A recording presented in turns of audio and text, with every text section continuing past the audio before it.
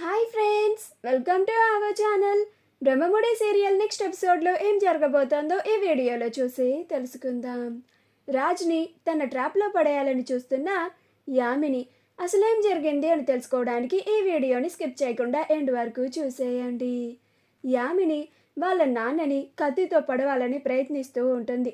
అలా యామిని వాళ్ళ నాన్నకి తెలియకుండా వెనుక నుంచి కత్తితో పొడవాలని అనుకుంటూ ఉంటుంది. ఈలోగా వాళ్ళ నాన్న వెనక్కి తిరిగి చూసి ఒక్కసారిగా ఆశ్చర్యపోతాడు.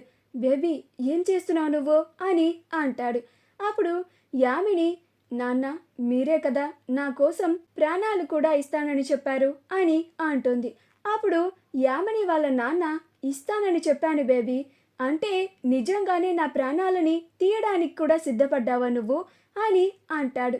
అప్పుడు యామిని, సారీ డాడ్, తప్పడం లేదు. బావని నేను దక్కించుకోవాలంటే నాకు వేరే దారేమీ దొరకడం లేదు.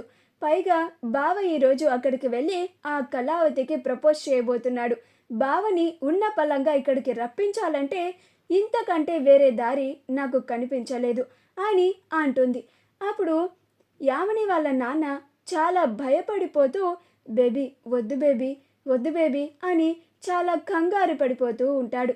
వీళ్ళ మాటలకి వాళ్ళ అమ్మ కూడా అక్కడికి వచ్చి, ఏం జరుగుతుంది బేబీ ఇక్కడ, నువ్వేం చేస్తున్నావు అని అంటుంది.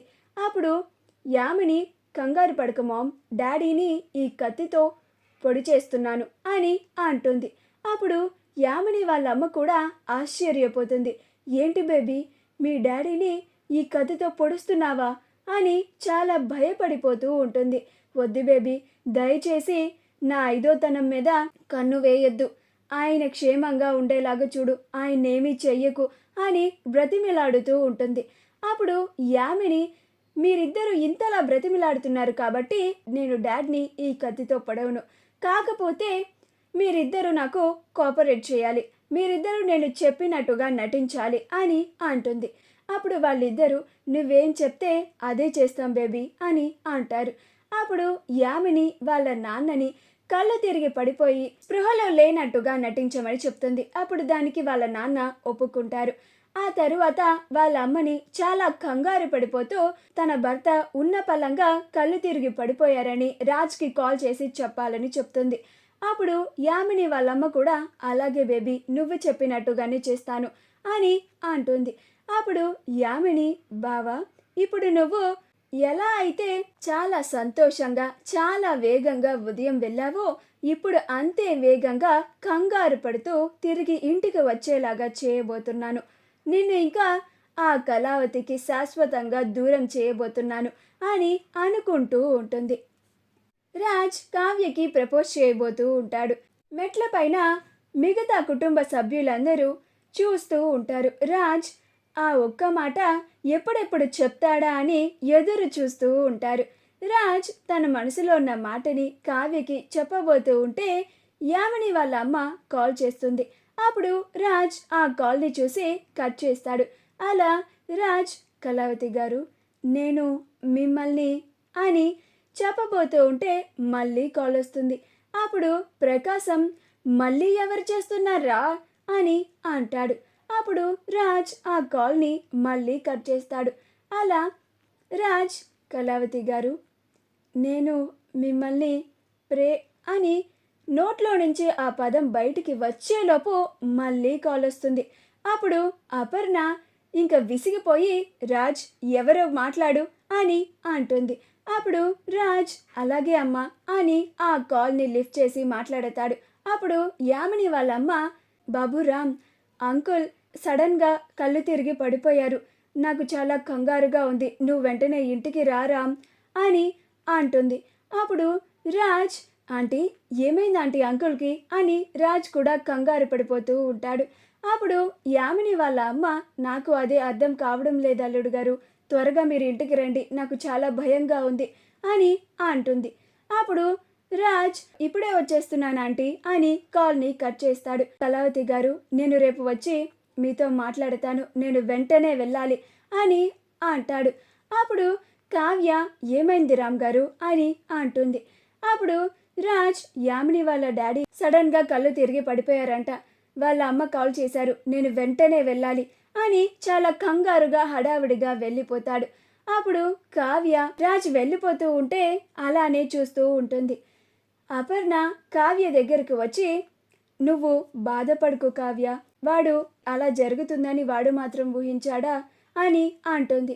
అప్పుడు ఇందిరాదేవి, అవును కావ్య, వాడి మనసులో ఉన్న మాట నీకు చెప్పేశాడు అని అనుకున్నాను, కానీ ఆఖరి క్షణంలో ఇలా జరుగుతుందని నేను కూడా ఊహించలేదు అని అంటుంది.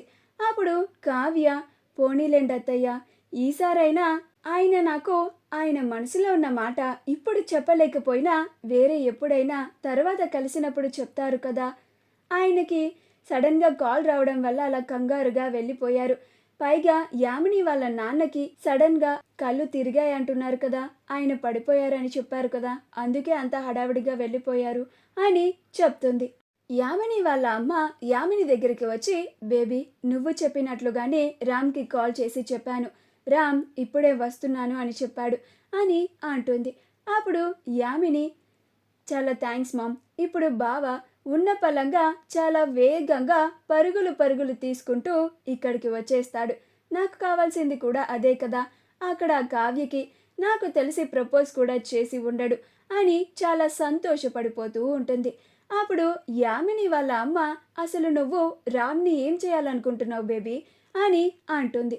అప్పుడు యామిని, నేను బావకి మాటలతో చెప్తే బావ నా మాటలని అస్సలు పట్టించుకోవడం లేదు, నా మాటలు అస్సలు వినడం లేదు, అందుకనే నేను నా రూట్లో వచ్చి బావని నా దారికి వచ్చేలాగా చేస్తున్నాను అని అంటుంది.